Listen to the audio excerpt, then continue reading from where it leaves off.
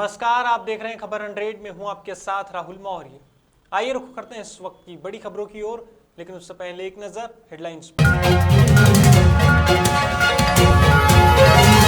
सितारगंज में कांग्रेस ने फूंका उत्तराखंड सरकार का पुतला। काशीपुर में हरीश रावत पर हुए हमले का किया विरोध। कांग्रेसी बोले बार बार हमले होना मजाक नहीं। सिडकुल शक्ति फार्म को जोड़ने वाला पुल हुआ तैयार। केंद्रीय रक्षा राज्य मंत्री अजय भट्ट ने किया उद्घाटन। मंत्री अजय भट्ट बोले आवागमन में लोगों को मिलेगी सुविधा। और सरदारपुर में नगर परिषद की पहल, स्वस्थ और स्वच्छ सरदारपुर अभियान को दिखाई हरी झंडी। प्लास्टिक के उपयोग को रोकने पर दिया जोर।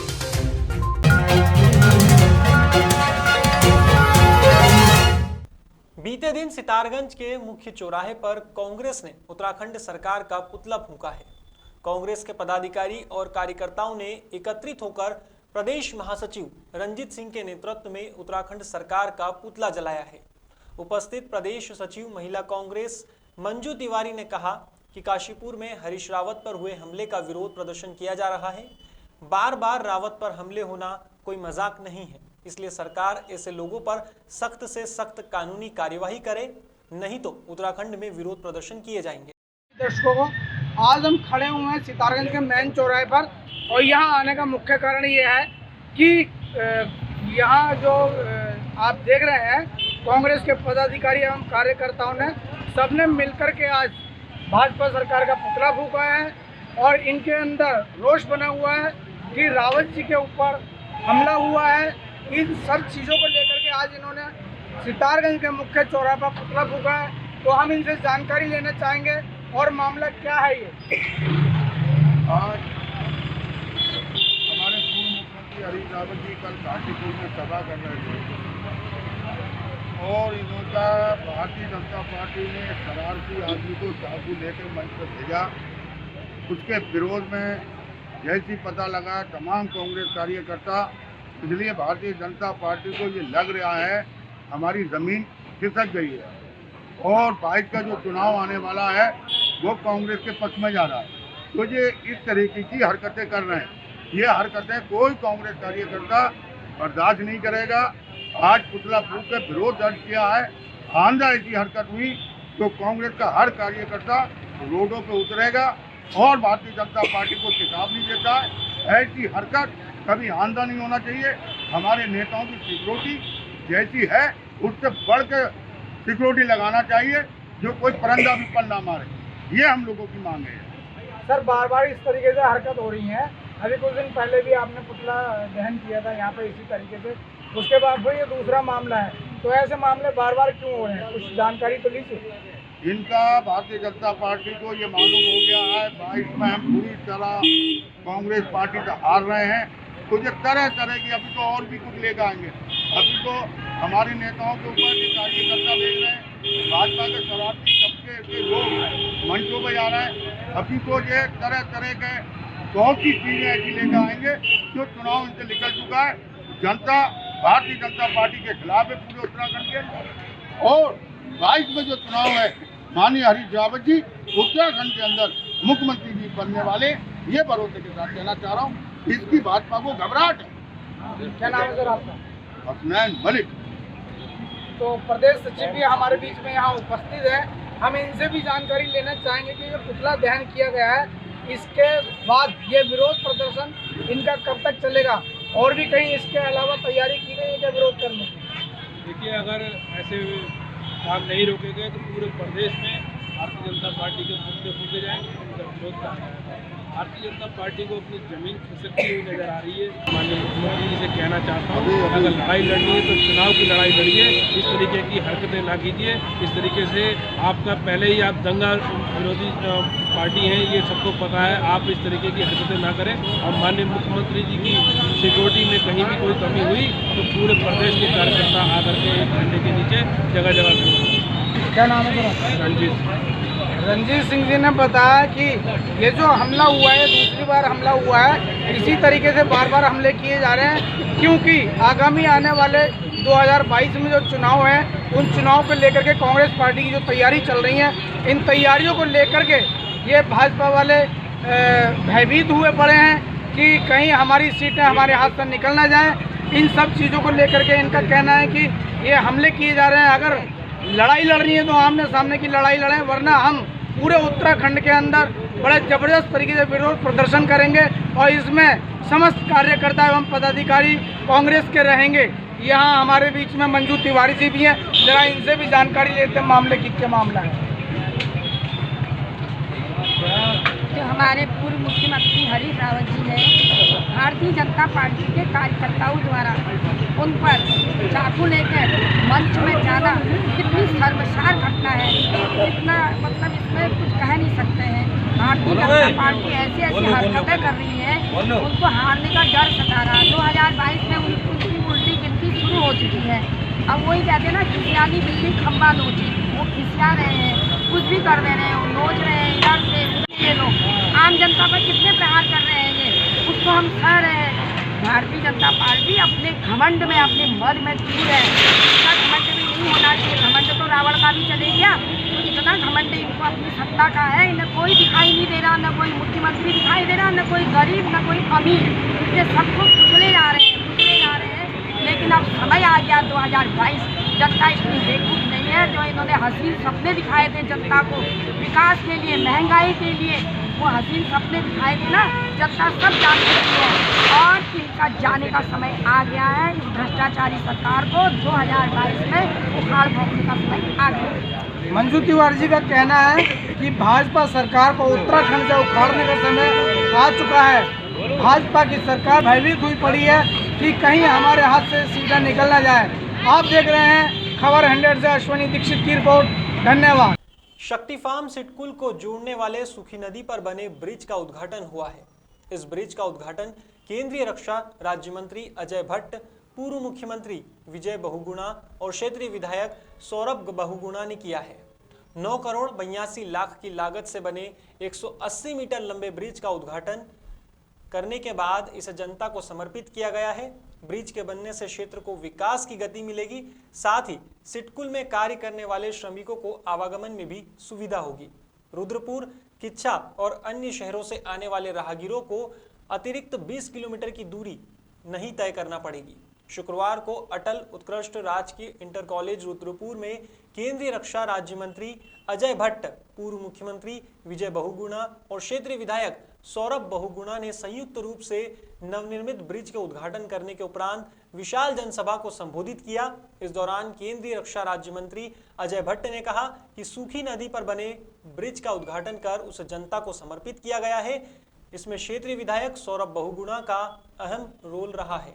साथ ही उन्होंने विधायक सौरभ बहुगुणा को इसके लिए बधाई भी दी। आप दीपक आचार्य मंच पर आए। विकास हुआ है, ये बहुत ही आप वाइस कहूँगा कि धन्यवाद देते हैं प्रदेश सरकार को और एक मुख्यमंत्री के रूप में जो मैंने वादा किए थे, आज कोई भी ऐसा वादा नहीं जो पूरा नहीं हुआ। इसका श्रेय सौरभ को भी जाता है। कोरोना के दौरान भट्ट जी ने आपको बताई मृत्यु हुई पूरे प्रदेश में भारतीय जनता पार्टी की काम हुआ है।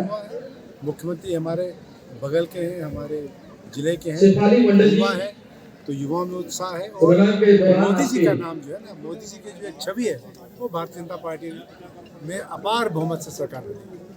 पहले मैं समस्त क्षेत्रवासियों को और आपके सारे दर्शकों को नववर्ष की शुभकामनाएं देता हूँ और उनको आज बधाइयाँ देता हूँ कि जो सितारगंज और शक्ति फार्म की 2 सबसे पुरानी और सबसे बड़ी मांगें थी, सिरसा रोड और सूखी नदी का पुल, आज वो दोनों क्षेत्र को समर्पित कर दिए गए। हमने पिछली बार सिरसा रोड का उद्घाटन किया था और आज सूखी नदी पुल का उद्घाटन हुआ है।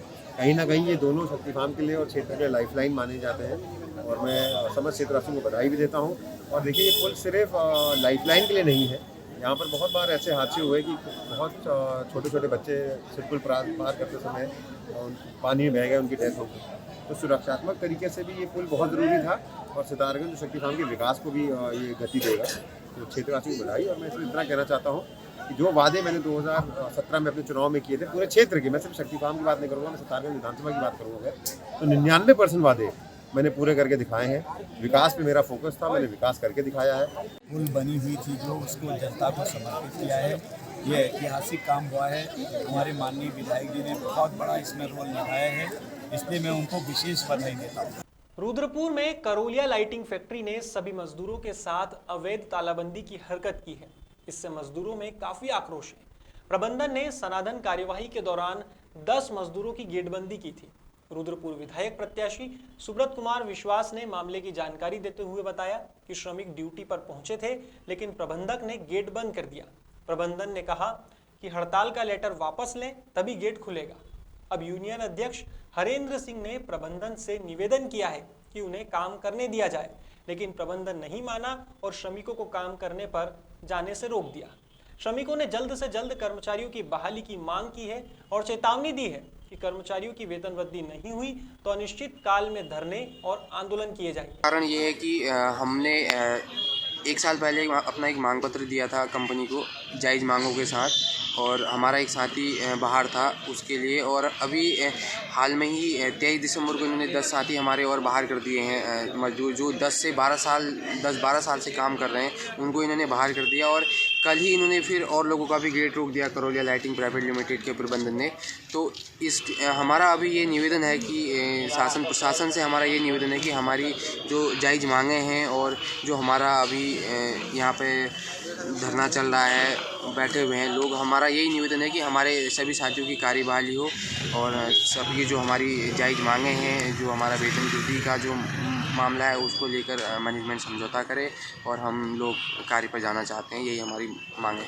संज्ञान में आया था कि करोलिया लाइटिंग करके एक कंपनी है जहां वेल्डिंग का काम चलता है, वहां के मजदूरों को सिर्फ इसलिए निकाल दिया गया कि उन्होंने कोविड की टेस्टिंग के लिए उनके मैनेजमेंट से बोला और इसलिए उनको बर्खास्त कर दिया गया। और कंपनी में जितने वर्कर थे, 35 परमानेंट जो वर्कर थे, 35 जो उससे ऊपर थे, उन लोगों को बाहर निकाल दिया गया, कंपनी के गेट से घुसने नहीं दिया, क्योंकि उन्होंने अपने अधिकार की मांग करी।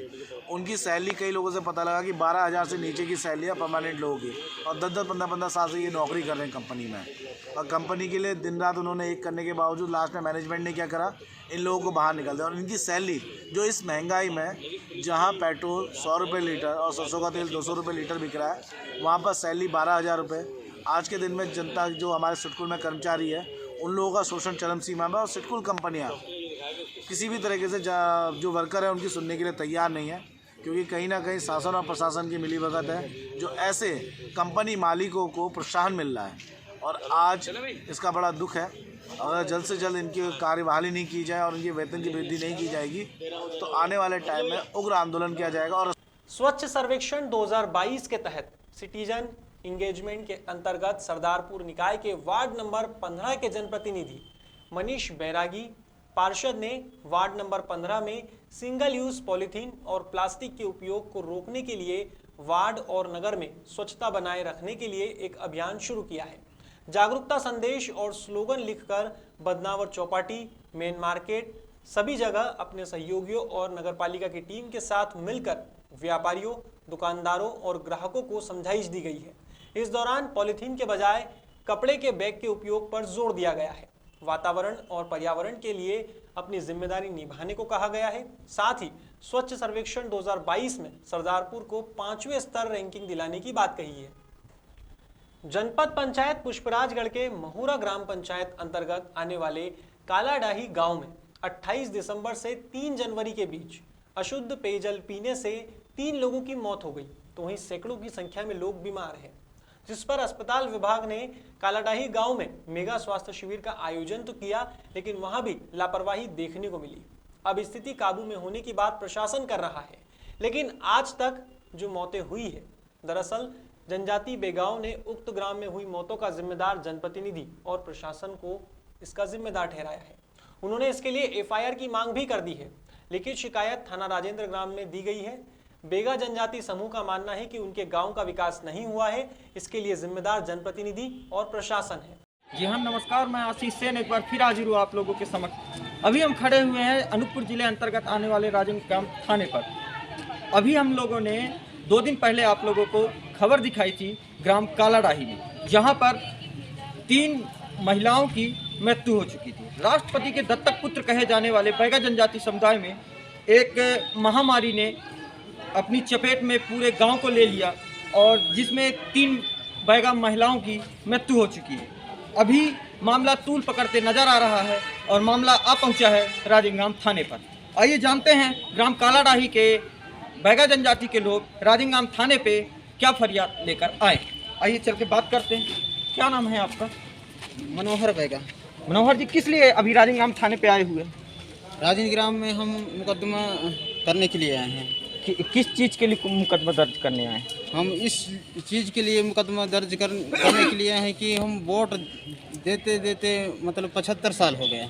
75 सालों में लाइट कहीं रोड कहकर हमको झूठेबाज से वोट ले लेते हैं और पानी कहकर इसी पानी नहीं मिलने के कारण पानी के चलते जो 3 लोगों का मौत हो चुका है। अच्छा, तो आप लोगों ने किनके ऊपर यह आरोप लगाए हैं? हम जिन लोग जनप्रतिनिधि हैं जो हमको वोट लेकर झूठे बात करते हैं उसके ऊपर। अच्छा, तो आप लोगों ने आइए देख सकते हैं आप कि इनके आवेदन में लिखा हुआ है हत्या के दोषी जनप्रतिनिधियों व प्रशासनिक अधिकारियों पर मुकदमा दर्ज करने के संदर्भ में।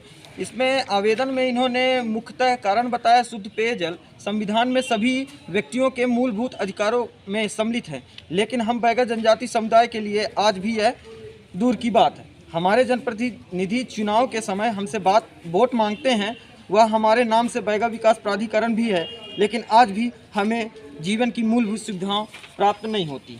ये हमें क्या नाम बताया आपने? मनोहर बैगा। मनोहर जी ने अभी बताया कि हमने जनप्रतिनिधि जो वोट मांग के इनके साथ छलावा करते हैं, उन जनप्रतिनिधियों और बैगा प्राधिकरण के नाम से जो लाखों करोड़ों रुपए आते हैं, इन बैगा समुदाय के लोगों तक यह जो बैगा प्राधिकरण की राशि होती है या सुविधाएं होती हैं, इन तक नहीं पहुंच पाती। कैमरामैन योगेश के साथ आशीष सेन, खबर 100 पुष्प राजगढ़। फिलहाल खबरों में बस इतना ही। देश और दुनिया की तमाम खबरों के लिए देखते रहिए खबर 100, जनता की बुलंद आवाज।